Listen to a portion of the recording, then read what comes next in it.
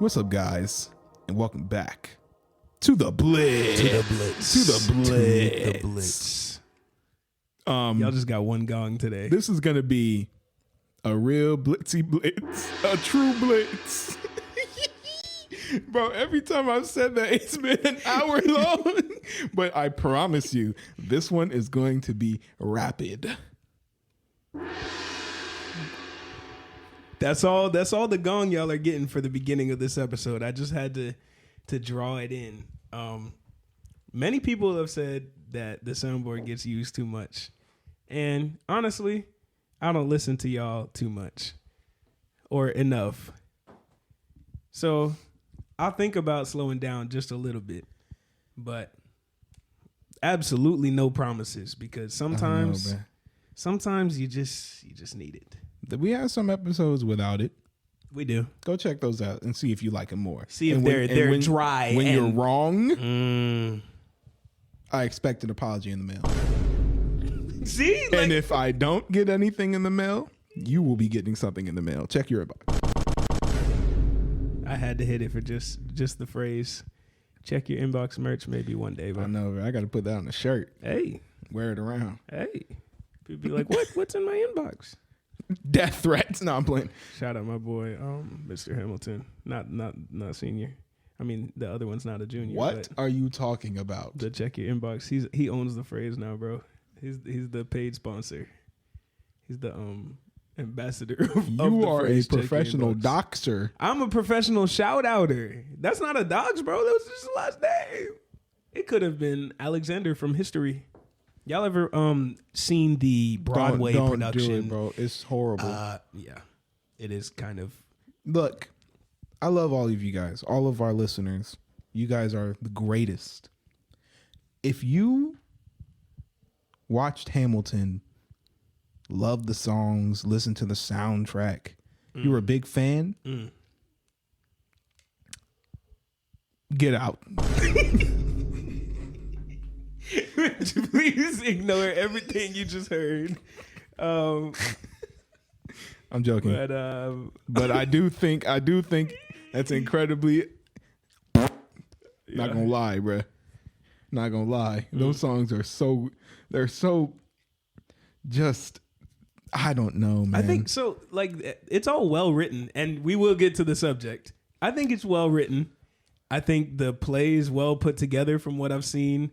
The acting can be good and stuff. The writing can be genius.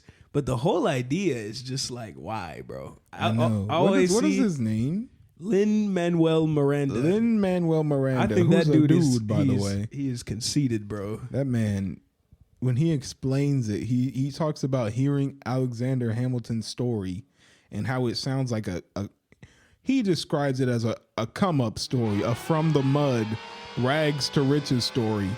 And for some reason, that's hip-hop to him. So he was like, yeah, let's turn this into a rap musical. What?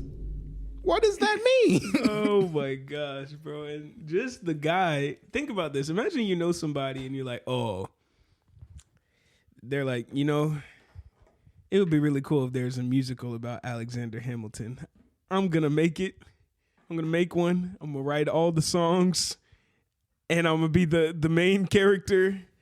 And it's just going to be, it's going to be so good. Like, it's written all over it. He's like people who like to write, and they're just like, I can't explain it. They think they're Shakespeare, yes, bro. They think they're the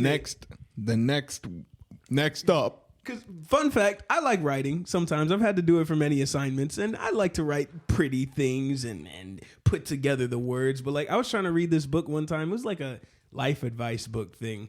And the way this guy would speak was just so annoying. You could tell he enjoyed writing it and he was pleased with the structure of every sentence. I didn't read the book because it sucked. But anyway. Yeah, man. Some things are just inexcusable. This all came because of a shout out. Because of check your inbox. And I don't even know if that guy is listening, bro. It's not like, does he have his own device to listen? We got listeners of all ages, y'all. All right, it's time to move into the topic. Isaiah's giving me a side eye of the ages. You've seen the title. and I don't know what it is. How many times are we gonna do this?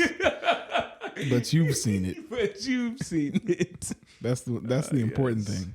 Nothing funny happened. Elijah's just laughing because he's silly. Because I'm silly. Yes.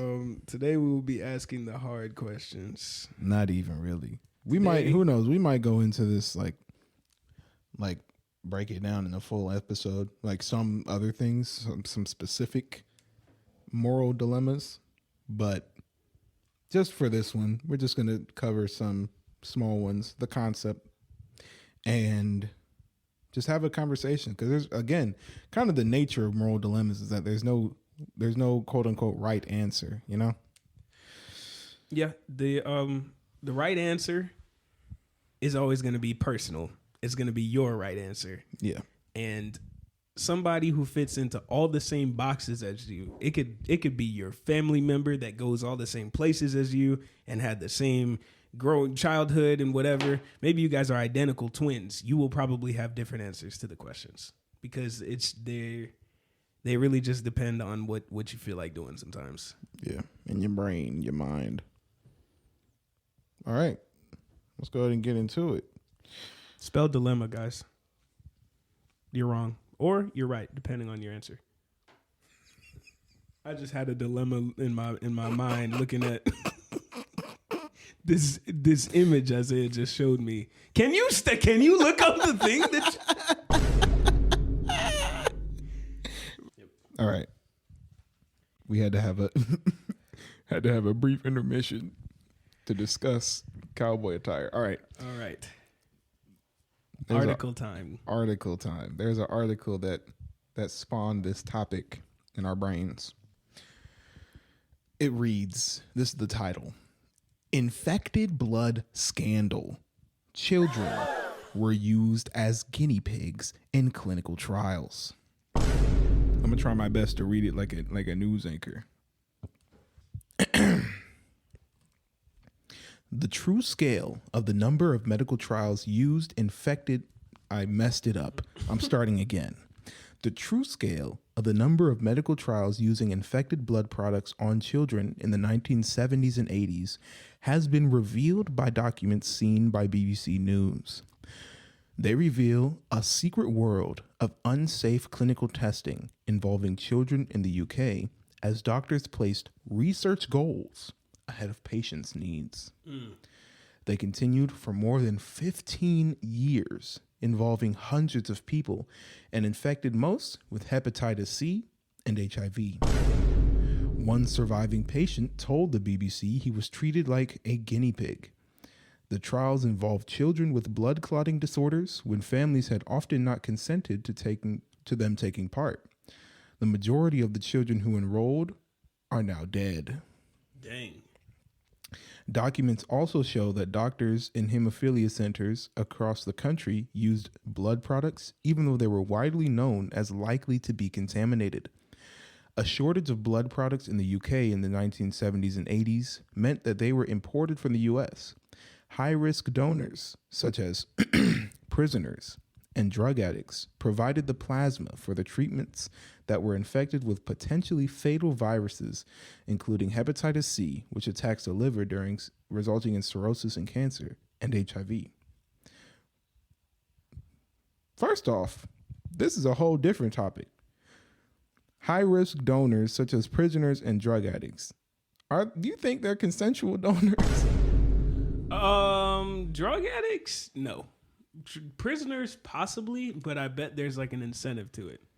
Like, we'll take this much time off your sentence or give you this much something. No, but maybe for drug addicts, we'll give you more crack. Right? Yeah, they get paid or something. Oh, maybe. Yeah, they got all the blood. Hey, I don't want crack hey, blood. run me dry. I don't need blood. I need crack. That's real. People sold their children back in the 80s for crack. Who was buying these children? Freaks. Wait. Or villains. I don't know.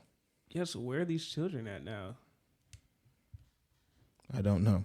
Maybe in a better place, away from their crack parents. Right. It's possible. All right, continuing on. If alive today, though, they're like, what, like 30, 40, 40. They're 40. Yeah. Dang. Interesting. Crack children. Yeah. For what? I knew it. Cause that make me. All right. One. A crack babies, baby. All right. Go ahead. Sorry, guys. One blood product known as Factor VIII was seen to be highly effective for stopping bleeding, but also widely known to be contaminated with viruses. A public inquiry is underway into the scandal. The final report is due in May. This is a breaking story. There's a story from a man named Luke O'Shea Phillips who has mild hemophilia, a blood clotting disorder. That means he bruises and bleeds more easily than most. And he caught the potentially lethal viral infection, hepatitis C, while being treated at the Middlesex Hospital in central London, which was administered because of a small cut to his mouth, aged 3 in 1985. Wow. All right. This story is just interesting, one. But I don't know. It just, Elijah, what is the point of this story in regards to our topic? The point of this story concerning our topic is the theme that is found within, which is the question. I'm trying to phrase the question.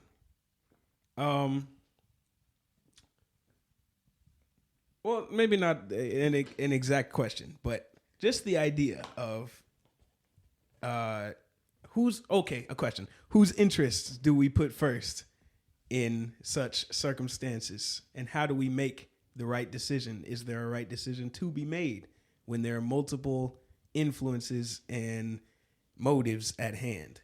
Right. Exhibit A being, we want to test these new medicinal advancements, and we have these things and we have these kids. Yeah. So, let's just do what we do. But the kids were adversely affected. Correct. If you were paying attention while I was reading this, you'll notice that like a lot of the patients who went in, the children, they had hemophilia. And as I just described, or as the article described, hemophilia is a blood clotting disorder, which means that you will bruise and bleed more easily than most. So doctors had come up with a blood product known as Factor VIII, which I mentioned, that was highly effective for stopping bleeding, right? So positive. You come in, hemophilia, we got something for you. Factor VIII. However, Factor VIII was widely known to be contaminated with viruses. So they had a quote unquote solution. However, instead of continuing to work at it, maybe, finding a way to make Factor IX with no viruses. Right. They decided to settle with Factor VIII because they wanted to see the results. How effective is it going to work on stopping the effects of hemophilia, whilst being completely aware of the viruses that contaminated this product. Right. So the moral dilemma here is, let's say later on, because this is in the 80s and 90s, or is it 70s and 80s? 70s and 80s. Let's say it's 1999 and they've come up with Factor IX. You know, it stops bleeding, no viruses. They've done it. They've cracked the code, but they never would have been able to crack this code if they weren't practicing on 3-year-olds right, with Factor VIII and giving them hepatitis. Who's right? Who's wrong? They're wrong, but there are more difficult questions to come. Of course. But again, it's these kinds of questions will come up in your life, more than likely. It probably won't be as wild as, should I save his life but give him hepatitis? I doubt it's going to be. Right. Like, bro, if you got some stuff going on, mouth to mouth ain't for everybody. Let me have my chances choking on the ground, passed out. I don't want it. No, bro, you got to be saved. At what Here's a cost? moral dilemma. Man, they fished you out of the pool. No response. You're not breathing. You need CPR. The lifeguard is there. It's Lil Nas X. You gonna give No. Oh, my bad. I thought that's where you were going. I thought we were on the same. My bad. Go Let's ahead. say she has herpes or something. Okay. At least it ain't Lil Nas X. Okay, wow. I'm just playing. You go in that instance, is it her duty to say, I can't do this, I have herpes? Right. Or I have to do this, he might die. That's up to her, bro. I'm not. Yeah, I'm on the ground. Yeah, I'm on my back, But clueless. yes, it's her dilemma. Yeah. Oh, yeah. But either choice makes sense to me from her, which is the issue of Yeah. All right. today's episode. Let's get into the more difficult topics. We're already 16 minutes in. Alrighty, so let me just drop it. This is a difficult one that came from an ethics class I was taking, and we discussed it for a long time. No one had any definite answer, because that's how these things usually work. But there was a lot of cool insight.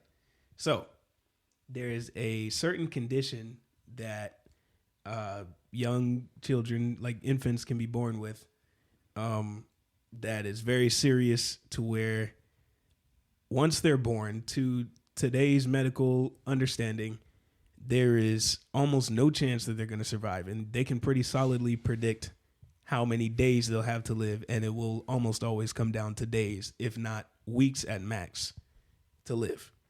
And then after these children succumb to their illness as they're expected to, their organs deteriorate really, really fast, like faster than they usually would with a different person who died and maybe will give organs after.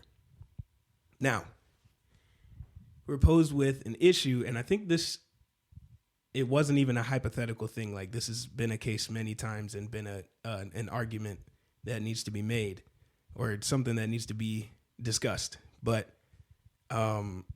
there are other babies in hospitals who need certain sized organs. They can't have an adult transplant. They need organs for infants in order to survive. And to get organs for infants, you need organs from infants.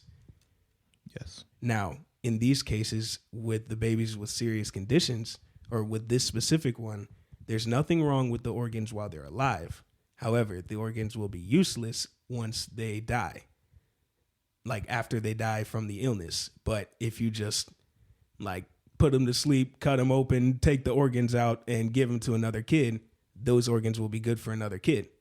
So the question is it acceptable, or even is it a moral duty to give up some of this child's short time, since they'll only live for a few days to a week, or 2 weeks maybe, with their condition? Is it right to, or is it, yeah, oh my gosh, should you, what should you think about this decision? Because you can definitely save other lives by giving away a little early a life that will already definitely be lost.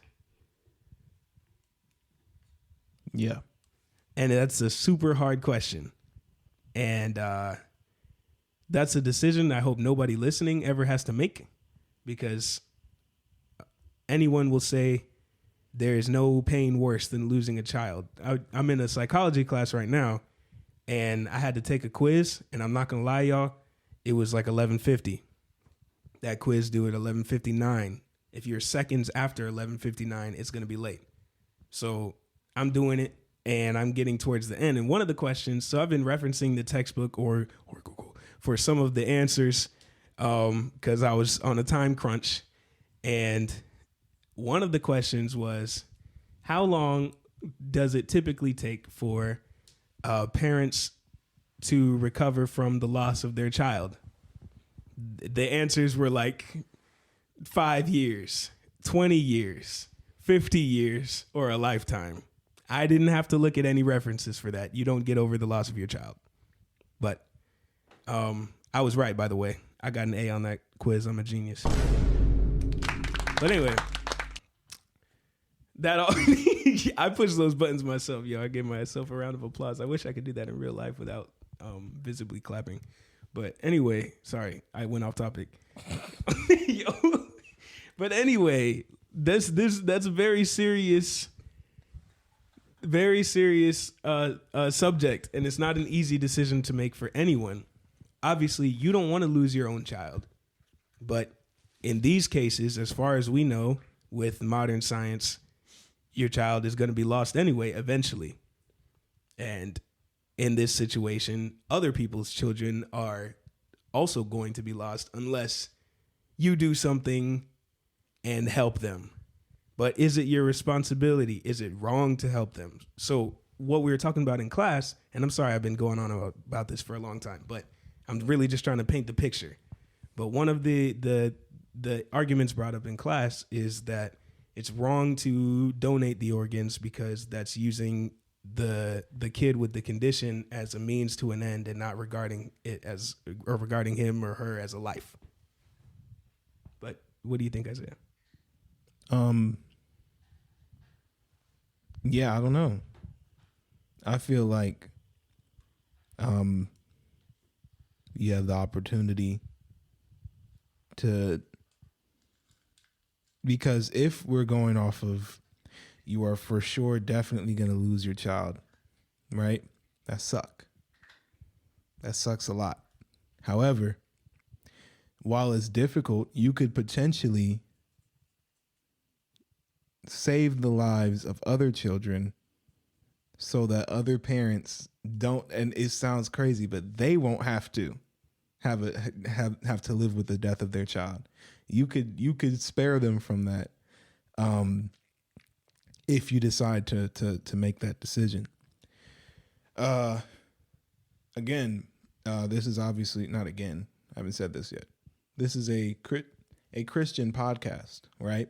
So there are the dilemma of, well, where does God play into this, right?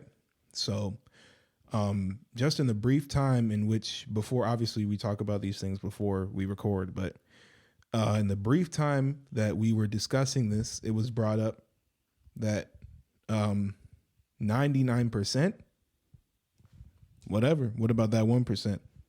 That's God's percent right there. Hey, bro, correct. I'm not going to say that's not true. However, you see, and that's the dilemma. I don't even know what to do with what I've just said. Yeah. Should you rely on the 1% and have faith and know, you know what, God's going to pull through. Right. And then now, because I've worded it like this, now the alternative is God's not going to pull through. Right. Or trust in the 99. And then for the other, imagine you tell the other parents that it'll sound like a cop-out. It's like,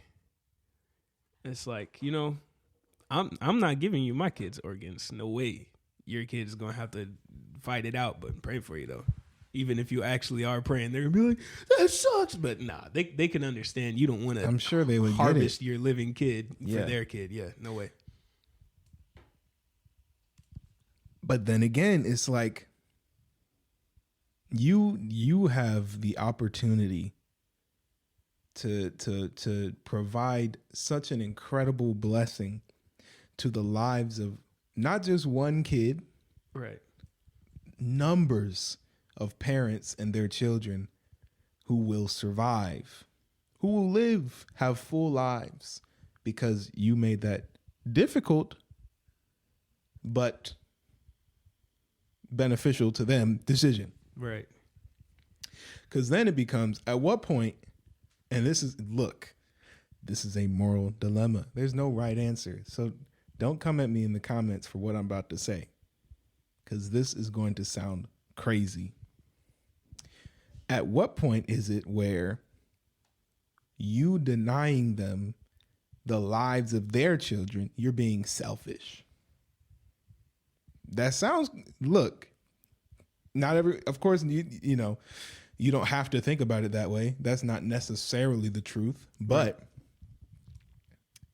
think about it like this.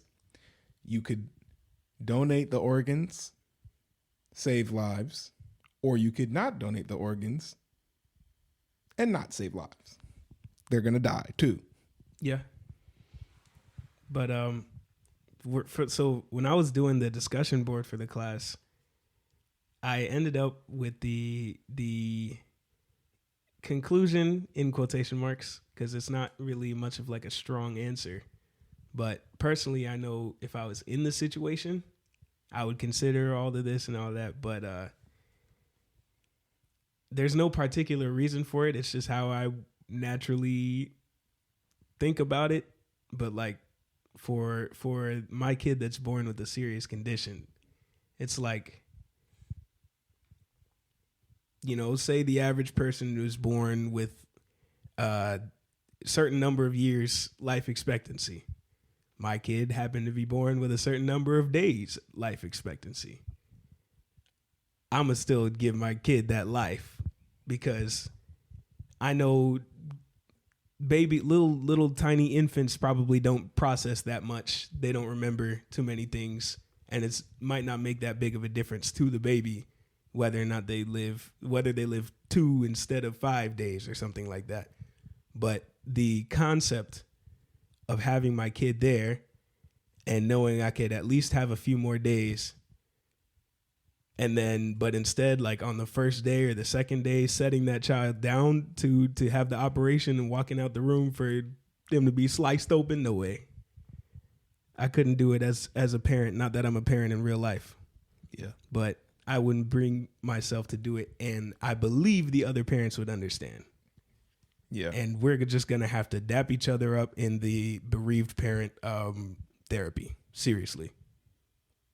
Yeah. I don't know, man. I don't know what I'd do. I feel like because, you know, as a parent, they'd understand. But that goes both ways. As a parent, I understand. Right. What I can spare you from. Right. Because it's difficult in these situations because you have the power to make a decision. Yeah. The decision sucks for you either way. Correct. But the fact that you have the power to make any decision makes it a bunch of pressure on you. Whereas the other family is just there like, what they gonna do? I doubt they know the details of your situation. I doubt they're like, they would know that, where they can knock on your door. Hey. Right. How about those organs? Right. Yeah, no way. Yeah, no way. I don't think they know that. No way. Yeah, no way. Golly, man. So that is a super heavy question. Yeah. But we're going to leave y'all with that.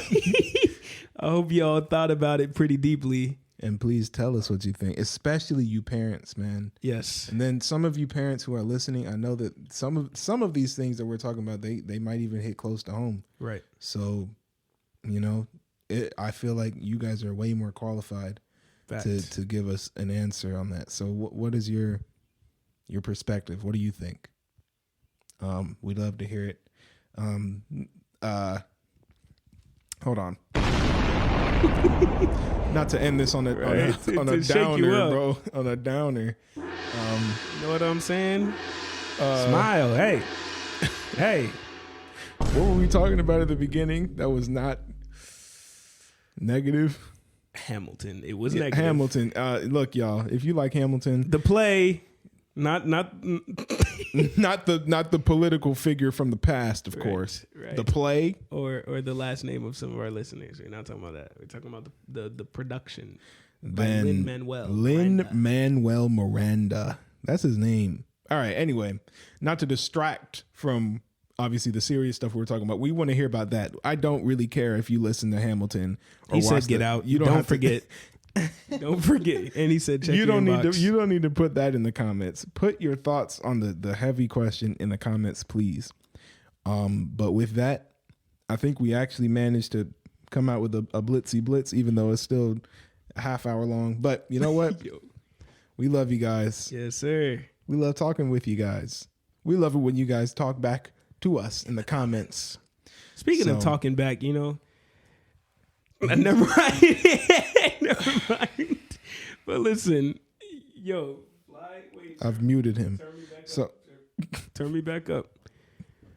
I want to speak to my fellow Fly youths. if you have parents or a parent or whoever is taking care of you, please be good to them because they're the people that you've got.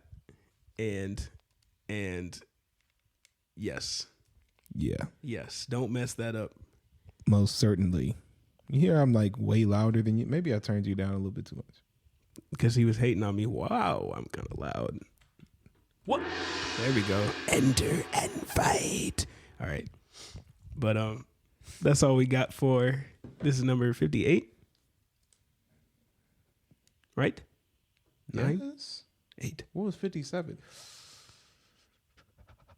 Don't complain. Yeah. Was that 57? They want to turn this off. 57. Yeah, it was. Okay. I had to remember the song. I told you guys, the songs is how I remember. All right. We love you guys. We appreciate you guys. This one in particular, we want to hear your thoughts in the comments. If you're listening and you're on Spotify, you can put it in the comments. Shout out. I'm not going to say your name just because I don't want to dox you, but shout out. You've been commenting on so many of them, and oh my goodness, you're the greatest. Bro, I responded.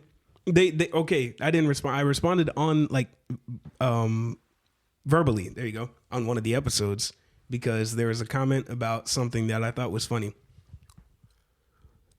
This is for the listeners because I already told Isaiah. This person says, "You're my new op." See you on the 27th. Am I in danger, folks? This might be the last time you hear from me. So, all right. But yeah. Oh, sorry. All right. Continue on with what I was saying. You can comment on Spotify, and we see those. We definitely see those. To you who use that feature, we appreciate. Oh my goodness, we appreciate you so much. If you use Apple Podcasts or something, get out. No, I'm just playing. Google Podcasts, who knows? Come over to the YouTube, drop a comment, especially about this topic, bro. Just let us know, and that's it. We love you guys so much, and we appreciate you. Peace. Peace.